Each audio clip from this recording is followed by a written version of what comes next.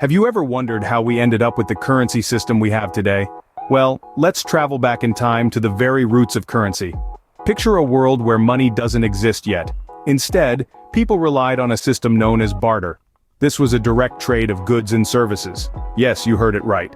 If you had a cow and needed some wheat, you'd have to find someone with wheat who happened to need a cow. This system, however, had its drawbacks. The most glaring issue was what economists call the double coincidence of wants. Basically, for a trade to happen, each party had to need exactly what the other one had to offer. As you can imagine, this was a rather inconvenient way of doing business. So, what was the solution? Enter the concept of commodity money. This was a type of good that everyone in the community recognized as valuable. It could be anything from salt to grain, even livestock. These commodities served as a medium of exchange, making trade a whole lot easier. But there was another problem. These commodities varied greatly in quality and quantity. Let's say, for instance, you wanted to trade your cow for some salt. How much salt would be equal to the value of your cow? This was a tricky question. The answer came with the introduction of coins. This was a major turning point in the history of currency. Coins were minted with a standardized weight and purity.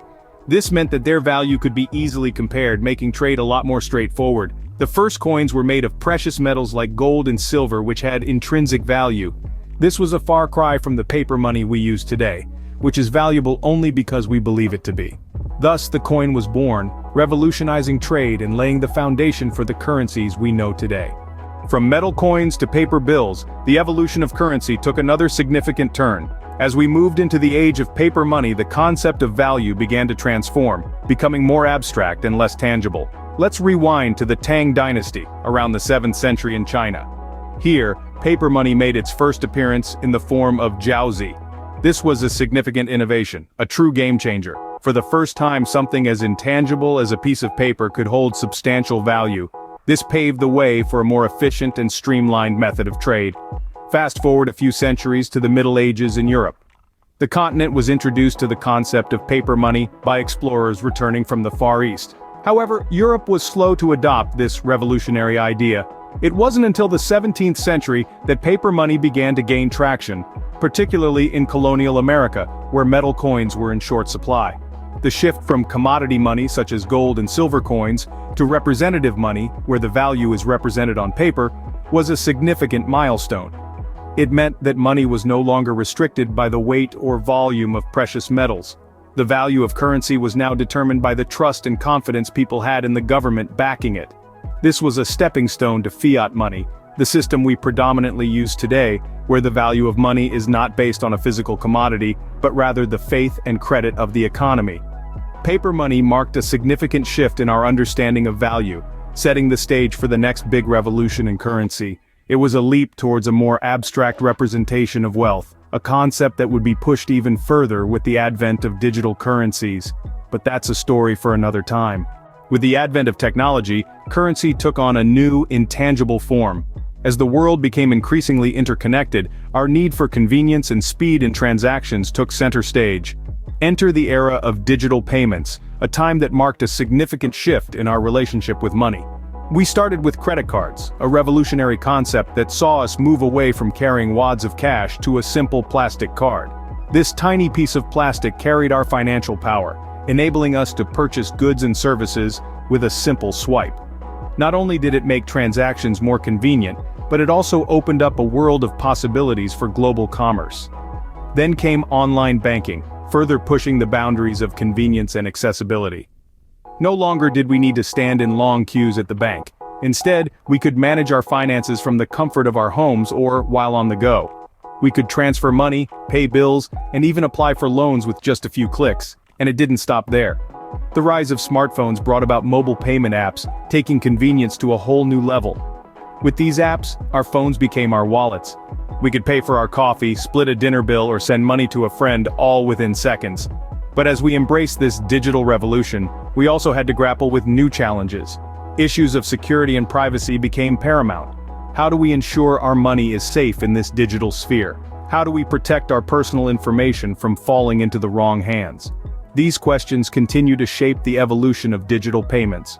The digital revolution not only transformed how we transact, but also challenged our conception of what constitutes money.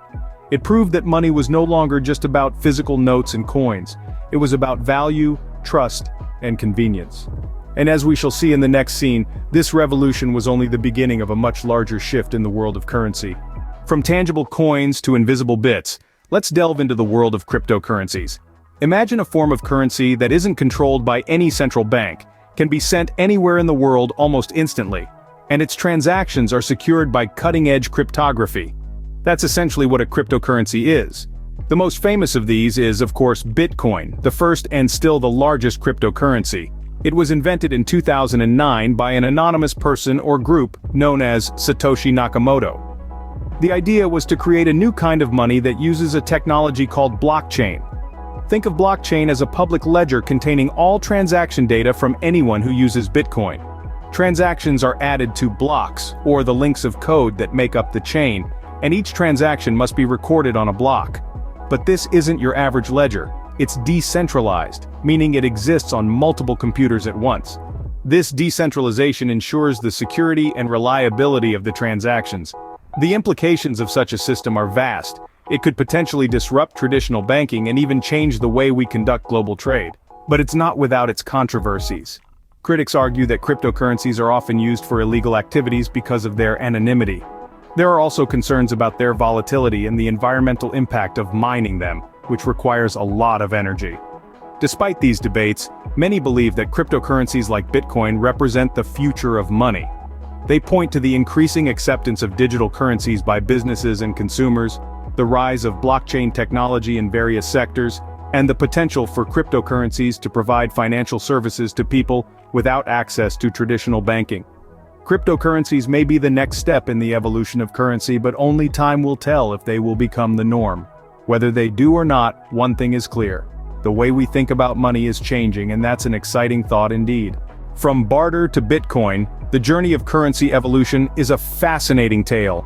We've journeyed through the epochs of money's evolution, from its roots in barter trade, where goods were directly exchanged for other goods, to the age of tangible paper money, symbolizing value held in our very hands. The barter system ignited the spark of commerce, setting the stage for the complex markets we know today. A cow for a sack of grain, a tool for a piece of cloth. Such were the humble beginnings of currency. But as societies grew and economies expanded, the need for a standardized, universally accepted mode of exchange led us to the invention of coins and subsequently, paper money.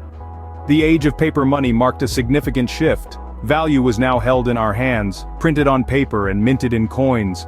Nations began to mint their own currencies, and the world saw the rise of global economic powers.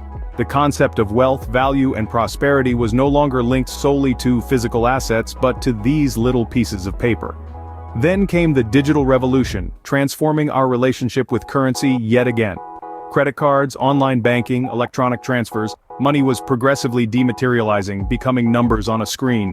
The physicality of money was fading, and our perception of value was changing. And now, we're at the frontier of another seismic shift, the era of cryptocurrencies. The blockchain technology, with its promise of security, transparency, and decentralization, is redefining the rules of the game. Cryptocurrencies like Bitcoin could potentially revolutionize the financial landscape, challenging our traditional notions of currency. What does this mean for the future of currency? Only time will tell. But as we move towards an increasingly digital and decentralized world, the concept of what constitutes money is bound to evolve further. As the concept of money continues to evolve, one thing's for sure: our journey with currency is far from over.